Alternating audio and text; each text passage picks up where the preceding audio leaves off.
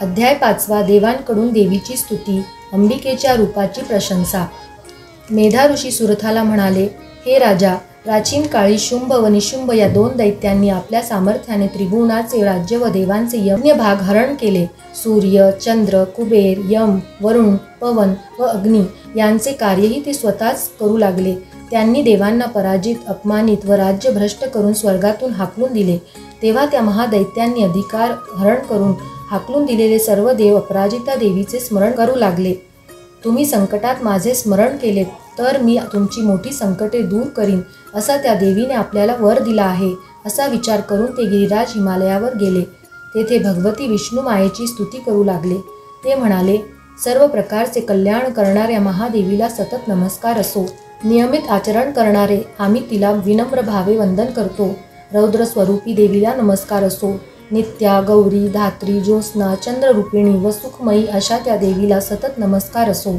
शरणागतांचे कल्याण करणारी, वृद्धी व सिद्धिरूप अशा त्या देवीला नमस्कार।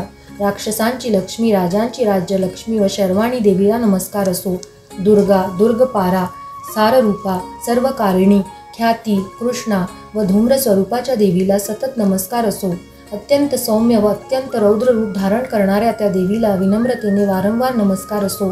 जगाची प्रतिष्ठा असणाऱ्या कृतिशील देवीला नमस्कार असो। जी देवी सर्व प्राणी मात्रातील विष्णू माया म्हटली जाते, तिला त्रिवार नमस्कार असो।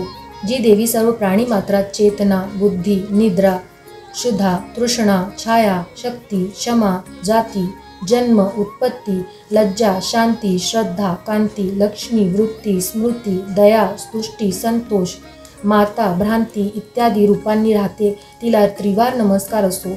जी सर्व प्राणीमात्रांच्या इंद्रियांची अधिष्ठात्री देवी आहे व जी सर्व प्राणीमात्रात सतत व्यापून राहिली आहे, त्या व्याप्ती देवीला वारंवार नमस्कार असो। जी चैतन्य रूपाने त्या व्याप्ती देवीला वारंवार नमस्कार असो। जी चैतन्य रूपाने सर्व जगाला व्यापून राहिली आहे, त्या देवीला त्रिवार नमस्कार असो। प्राचीन काळी आपले अभिष्ट कार्य झाले म्हणून आम्ही देवांनी जिची स्तुती केली, तसेच सूरपती इंद्राने पुष्कळ दिवस जिची सेवा केली, ती कल्याण करती ईश्वरी आमचे सर्व शुभ व मंगल करो। त्याचप्रमाणे आमची सर्व संकटे दूर करो।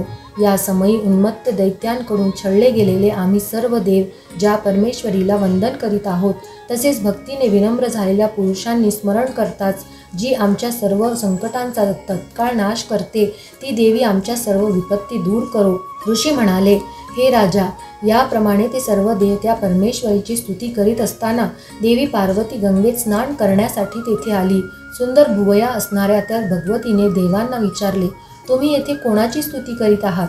तेव्हा तिच्याच शरीर कोशातून प्रकट होऊन शिवा अंबिका देवी म्हणाली, युद्धात निशुंभ दैत्याने पराभूत केलेले आणि शुंभ दैत्याने पळवून लावलेले हे सर्व देव येथे जमून माझी स्तुती करीत आहेत। ती अंबिका पार्वतीच्या शरीर कोशातून प्रकट झाली म्हणून सर्व लोकांमध्ये ती कौशिकी या नावाने प्रसिद्ध आहे। ती प्रकट झाल्यानंतर हिमालयाच्या आश्रयाने राहणाऱ्या पार्वतीचे शरीरही कृष्णवर्ण झाले म्हणून ती कालिका नावाने विख्यात झाली। त्याच सुमारास शुंभ निशुंभांचे सेवक असलेले चंड व मुंड नामक दैत्य तेथे आले।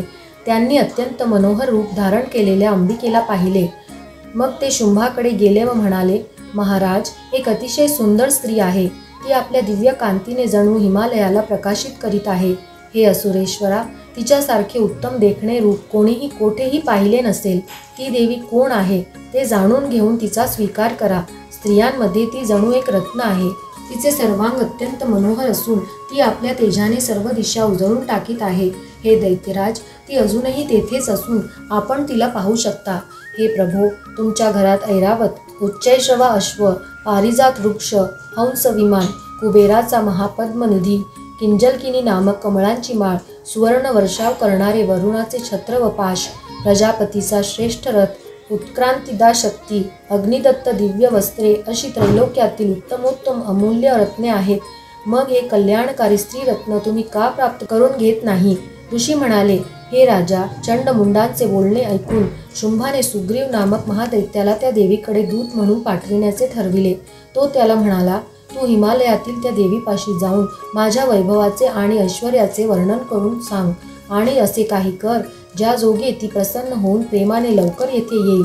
शुंभाच्या आज्ञेने तो दूत अत्यंत रमणीय अशा त्या पर्वत प्रदेशात गेला आणि तेथील देवीला उद्देशून मधुर वाणीत म्हणाला, हे देवी, दैत्यराज शुंभ हे त्रैलोक्याचे परमेश्वर आहेत. सर्व देव त्यांची आज्ञा मानतात. कोणीही त्यांच्या वचनांचे उल्लंघन करीत नाही. त्यांनी दैत्यांच्या सर्व शत्रूंना जिंकले आहे. मी त्यांचा दूत म्हणून येथे आलो आहे. त्यांनी तुझ्यासाठी जो संदेश दिला आहे तो ऐक.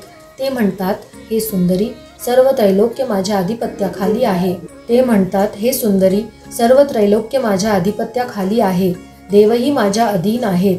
सर्व यज्ञांचे वेगवेगळे हविर्भाग मीच ग्रहण करतो. त्रिभुवनातील सर्व श्रेष्ठ रत्ने माझ्या ताब्यात आहेत. माझ्यापाशी इंद्राचा ऐरावत आहे. क्षीरसागराच्या मंथनातून प्रकट झालेले उच्चैःश्रवा नामक अद्भुत अश्वरत्नही देवांनी मला नमनपूर्वक अर्पण केले आहे. याशिवाय देव, गंधर्व आणि नागांपाशी रत्नासमान श्रेष्ठ अशा ज्या काही वस्तू होत्या त्या सर्व आता माझ्या मालकीच्या आहेत. हे देवी, आम्ही तुला समस्त स्त्रियांमधील श्रेष्ठ रत्न मानतो. तू आमच्याकडे ये, कारण आम्ही रत्नांचे भोगते आहोत. माझे तुला असे सांगणे आहे की तू तुझ्या इच्छेनुसार मला किंवा माझ्या महापराक्रमी धाकटा बंधू निशुंभ याला मला वरल्याने तू अतुलनीय महान ऐश्वर्य प्राप्त करशील. माझ्या बोलण्यावर बुद्धिपूर्वक नीट विचार करून मगच माझ्याशी विवाह कर. ऋषी म्हणाले, हे राजा, दूताचे बोलणे ऐकून जगाला धारण करणारी ती कल्याणमयी भगवती मनोमन गंभीरपणे हसली. ती म्हणाली, हे दूता, तू शुंभ त्रिभुवनाचा स्वामी असून निशुंभही त्याच्यासारखाच पराक्रमी आहे असे जे बोललास ते सर्व सत्यच आहे. परंतु स्वतःच्या विवाहाविषयी मी जी प्रतिज्ञा केली आहे ती कशी खोटी करू?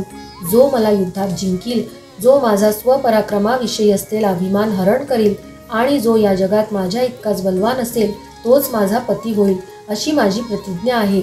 म्हणून महादैत्य शुंभ किंवा निशुंभ यांनीच येथे यावे आणि युद्धामध्ये मला जिंकून माझे पाणी ग्रहण करावे असे माझे म्हणणे आहे. दूत म्हणाला, हे देवी, तू माझ्यासमोर अशी दर्पोक्ती करू नकोस. शुंभ निशुंभासमोर युद्धाला उभा ठाकेल असा त्रिखंडात कोण वीरपुरुष आहे? युद्धात देवांना अन्य दैत्यांशी सामना करता आला नाही. शुंभादी दैत्यांसमोर इंद्रादिक निष्प्रभ झाले. तेथे तुझ्यासारख्या एकट्या स्त्रीचा काय निभाव लागणार? माझ्या समवेत मुकाट्याने येण्यातच तुझे हित आहे. त्याने तुझी प्रतिष्ठा राहील. तुझे केस पकडून तुला फरफटत नेण्याची वेळ माझ्यावर आणू नकोस. तेव्हा देवी म्हणाली, दूता, तुझे म्हणणे बरोबर आहे. शुंभ बलवान आहे, निशुंभ पराक्रमी आहे, पण मी पूर्वी कसलाही विचार न करता जी प्रतिज्ञा केली आहे त्याला मी तरी काय करू? म्हणून तू आता जा आणि माझे बोलणे त्या दैत्यराजाला आदरपूर्वक सांग. मग त्याला जे योग्य वाटेल ते तो करो. अध्याय 5 संपूर्ण.